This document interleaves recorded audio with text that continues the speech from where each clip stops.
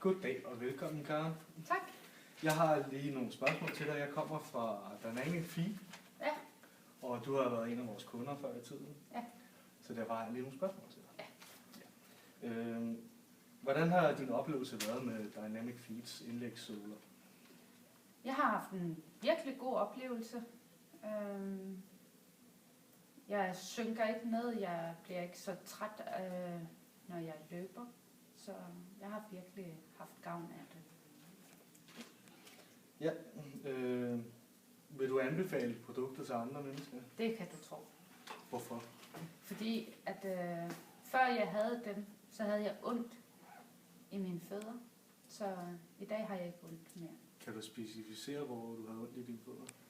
Jeg havde ondt ved siden af min hæl, i siden, sådan, hvis vi siger hælen er her, så jeg havde ondt her.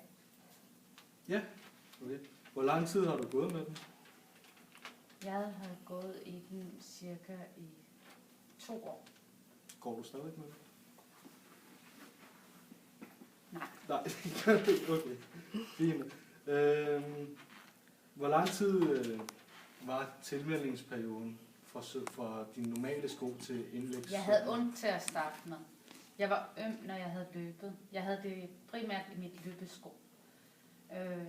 Så jeg var øm, når de første 7-10 dage, der skulle jeg bruge en bold og massere under foden.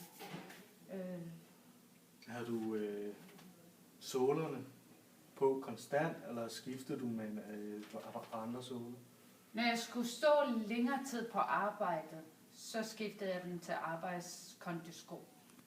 Men det var ikke så moderne i banken at bruge kondisko, så det skulle virkelig være, hvis jeg skulle arbejde i lager.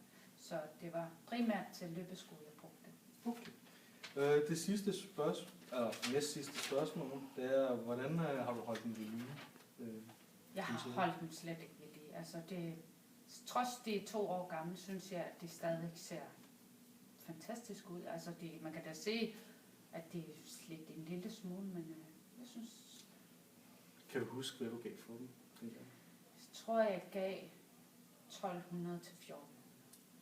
Tak skal du have, Karen. Jeg tror ikke, jeg har flere spørgsmål. Okay.